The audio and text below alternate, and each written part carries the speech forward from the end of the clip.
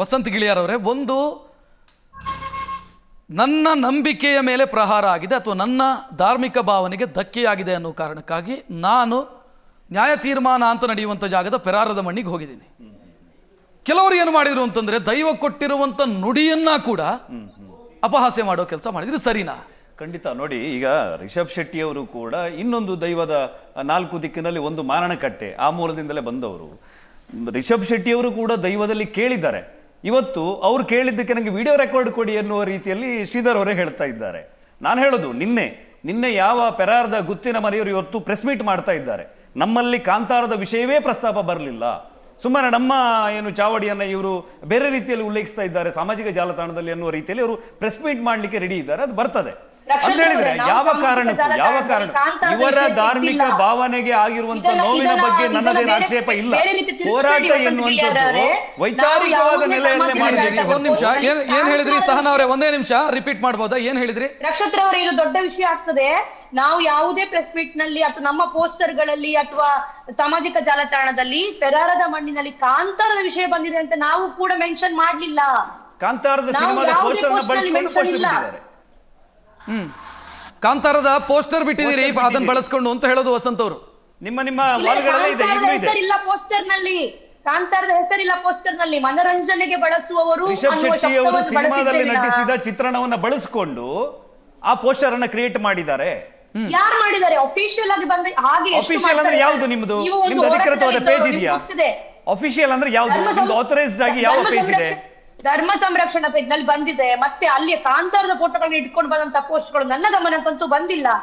ನಾವು ಮತ್ತೆ ಕಾಂತಾರ ಅನ್ನುವ ಸಿನಿಮಾದ ಹೆಸರನ್ನ ಎಲ್ಲೂ ಮಾಡಿದ್ದಿಲ್ಲ. ಅಭಿವ್ಯಕ್ತಿ ಸ್ವಾತಂತ್ರ್ಯವನ್ನ, ಇವರ ಧಾರ್ಮಿಕ ಭಾವನೆಗೆ ಧಕ್ಕೆ ಆಗಿರುವ ವಿಚಾರವನ್ನ ಮತ್ತೆ ಈ ತರುಣರು ಮಾಡ್ತೇವೆ. ನಾನು ಧನುಷ್ ಅವರ ಹತ್ರನೂ ಮಾತಾಡಿದ್ದೇನೆ.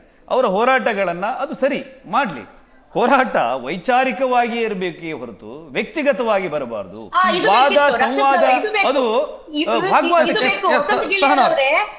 ವಸಂತ ಗಿಳಿಯಾರವರೇ, ಇದು ಬೇಕಿತ್ತು ನನಗೆ.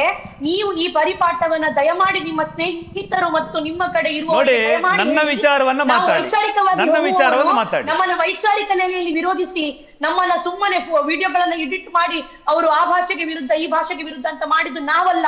ನಾನು ಯಾರನ್ನೂ ಒಬ್ಬರನ್ನು, ನಿಮ್ಮ ಕಡೆಯವರನ್ನು ಯಾರನ್ನೂ ಒಬ್ಬರನ್ನು ಪರ್ಸನಲ್ ಆಗಿ ನಾನಂತೂ ಟಾರ್ಗೆಟ್ ಮಾಡಿದ್ದಿಲ್ಲ.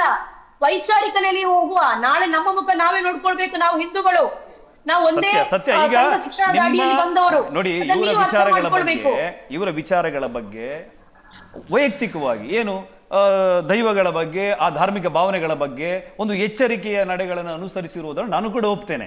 ಅದು ವೈಯಕ್ತಿಕವಾಗಿ ಹೋಗದೆ ಇರಲಿ. ಮತ್ತೊಂದು ಕಡೆ ಕೊಟ್ಟ ದೈವದ ನುಡಿಯನ್ನು ಇವರು ಪ್ರಶ್ನೆ ಮಾಡ್ತಾ ನಾನು ಇನ್ನೊಂದು ಕಡೆ ಕೇಳ್ತೀನಿ ಅಂತ ಧನುಷ್ ಅವ್ರಿಗೆ ಕೇಳಬೇಕು. ಧನುಷ್ ಅವರೇ, ಕೊನೆಯದಾಗಿ ನನಗೆ ಅದೇ ಇರೋದು.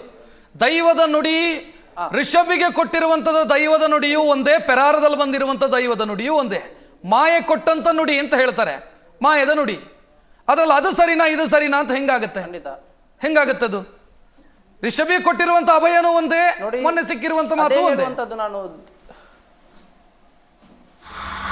ನೋಡಿ, ಮಾಯದಿಟ್ಟಿಯ ದೈವದ ನುಡಿಯನ್ನು ಚರ್ಮದಿಟ್ಟಿಯ ಮನುಷ್ಯರು ನಾವು ತುಲನೆಗೆ ಹಾಕಲಿಕ್ಕೆ ನಮಗೆ ಯಾವುದೇ ರೀತಿಯ ರೈಟ್ ಇಲ್ಲ. ಇನ್ನೊಂದು ಹೇಳುವಂಥದ್ದು, ವಿಜಯಣ್ಣನಿಗೆ ನಾನು ಹೇಳಿದ್ದೇನೆ, ವಸಂತನಿಗೆ ನಾನು ಹೇಳಿದ್ದೇನೆ, ನಾಳೆಯ ದಿನ ರಿಷಬ್ ಶೆಟ್ರದ್ದು ಶಿವಾಜಿ ಸಿನಿಮಾ ಬರ್ತದೆ. ಆವಾಗ ಅದಕ್ಕೊಂದು ಅಷ್ಟು ವಿರೋಧಗಳು ಬರ್ತದೆ, ಬಲವಾಡಿ ಮಲ್ಲಮ್ಮ ಒಂದಷ್ಟು ವಿಚಾರಗಳು ಬರ್ತವೆ. ಆಗ ರಿಷಬ್ ಶೆಟ್ರ ಪರವಾಗಿ ನಾವು ನಿಲ್ತೇವೆ. ಯಾಕಂದ್ರೆ ನಾವೆಲ್ಲ ಸನಾತನ ಧರ್ಮದಲ್ಲಿ ಬಂದಂತವರು, ಸಿದ್ಧಾಂತವನ್ನು ಪಾಲಿಸುವಂತವರು. ನಾಳೆಯ ದಿನ ಹನುಮಂತನ ಸಿನಿಮಾ ರಿಷಬ್ ಶೆಟ್ರು ಮಾಡಿದಾಗ ನಾವು ಅವರ ಪರವಾಗಿ ನಿಲ್ತೇವೆ. ಆದ್ರೆ ರಿಷಬ್ ಶೆಟ್ರಿಗೆ ಕಾಲಿಗೆ ಗಗ್ಗರ, ಮೋನೆಗೆ ಬಣ್ಣ, ಅಣಿ ಹಾಕಿ ಇಜ್ಜಾರ್ ಹಾಕುವ ರೈಟ್ ಯಾವುದೇ ಕಾರಣಕ್ಕಿಲ್ಲ. ನೀವು ಹೇಳಿದ್ರಿ, ಒಂದಷ್ಟು ವಿದ್ವಾಂಸರು ಹೇಳಿದ್ರಿ, ಆ ಯಾರೆಲ್ಲ ವಿದ್ವಾಂಸರು ಇದ್ದಾರೆ ಅವ್ರ ಮೇಲೆ ಗೌರವ ಇದೆ. ಆದರೆ ಆ ಎಲ್ಲ ವಿದ್ವಾಂಸರು ಕೂಡ ಆ ಪುಸ್ತಕ ಬರೀಲಿಕ್ಕೆ ಓದದ್ದು ನಮ್ಮ ದೈವ ನರ್ತಕರ ಕೈಯಲ್ಲಿ. ನಮಗೆ ಕೈಯಲ್ಲಿ ಪೆನ್ ಹಿಡಿದು ಇದ್ದಂತಹ ವಿದ್ವಾಂಸರಿಗಿಂತಲೂ ಕೈಯಲ್ಲಿ ಗಗ್ಗರ ಹಿಡಿದು, ಕೈಯಲ್ಲಿ ಕಡ್ಸಲೆ ಮಣಿ ಹಿಡಿದು ದೈವದ ಚಾಕಿರಿ ಮಾಡಿದಂತಹ ದೈವ ನರ್ತಕರು, ದೈವದ ಗಡಿಕಾರರು, ಗುತ್ತಿನವರು, ಅವರ ಅಭಿಪ್ರಾಯಗಳು ನಮಗೆ. ಧನುಷ್ ಶೆಟ್ಟಿ ಅವರೇ, ಥ್ಯಾಂಕ್ ಯು. ಸಹನಾ ಕುಂದರ್ ಅವರೇ, ಶ್ರೀಧರ್ ಅವರೇ, ವಸಂತ ಗಿಳಿಯಾರ್ ಅವರಿಗೂ ಕೂಡ ಧನ್ಯವಾದವನ್ನ ಹೇಳ್ತಾ ಕಾರ್ಯಕ್ರಮ ಮುಗಿಸುವಂತ ಸಮಯ.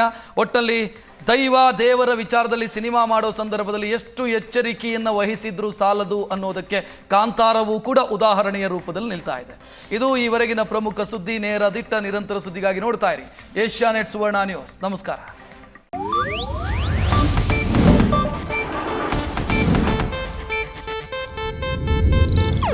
ಇದು ಏಷ್ಯಾನೆಟ್ ನ್ಯೂಸ್ ನೆಟ್ವರ್ಕ್ ಪ್ರಸ್ತುತಿ.